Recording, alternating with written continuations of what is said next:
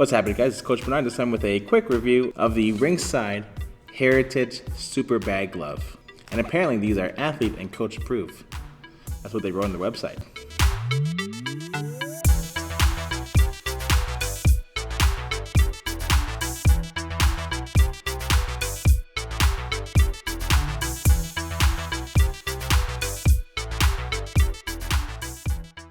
Now these are the Ringside Heritage Super Bag Gloves. These have been out for quite a while now. The person who owns these had these for about 4 years now, and they still look pretty great. Only signs of wear and tear is like the leather here is kind of cracking a bit. So you can kind of see little splits on the die there. But it's not too bad though. It's a AA premium leather. It has been drum dyed, so it's been dyed in like a little rolling drum, which is to ensure that the color is really on the leather. And it is full leather all throughout, there's no synthetic anywhere. And to help with the ventilation, they've added some holes here. Holes are great.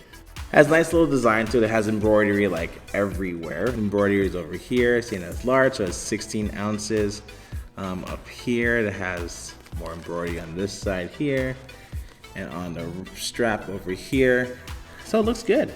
Yeah, even though these are bag gloves, you can probably use these for sparring because the foam that they use, the IMF foam, is pretty thick.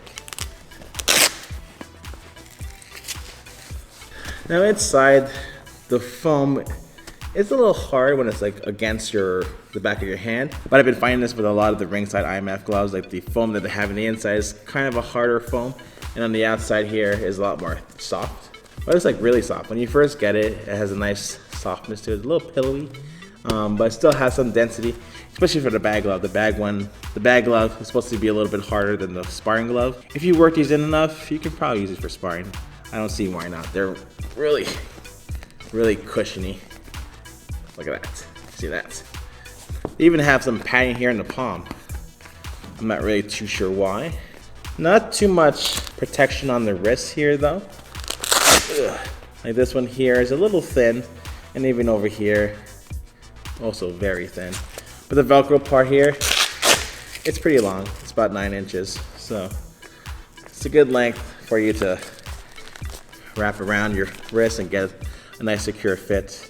The inside does feel pretty nice. It has a moisture wicking antibacterial lining. It's pretty comfortable. It reminds me of the Rival RS1s, how comfortable those ones are. I just wish the foam on the inside was a little softer. And I like how the embroidery over here and the little embossed are there. Pretty cool. And when I use these on the bag, yeah, of course, they're pretty good. I've used IMF foam before on a lot of different gloves, so it absorbs it pretty well. But almost too well, like you don't really feel any impact on the bag. So if you're really looking for a pop when you hit the bag, there's none avail. But if you're trying to protect your knuckles, then these are pretty good. Really, I don't feel anything when I hit the bag. And I hit very hard. Almost too hard. It's a problem. These were probably one of the first to come out with heritage type gloves, and now a lot of brands have their heritage type gloves. Well, yeah, I like them. They have really cool design. Foam is nice if you want to have protective foam. So if you're in the market for bag gloves that are expensive, very expensive, these are about $300 brand new. Now they're a bit cheaper. They're about like $220 Canadian, maybe like $170 US. But these are kind of like a collector item, I feel. You don't really get these to really use, you kind of get these to show off. But that's my review. Thanks for watching. If you like the video, click like. If you want to see more just like this, subscribe to the channel. Catch you next time.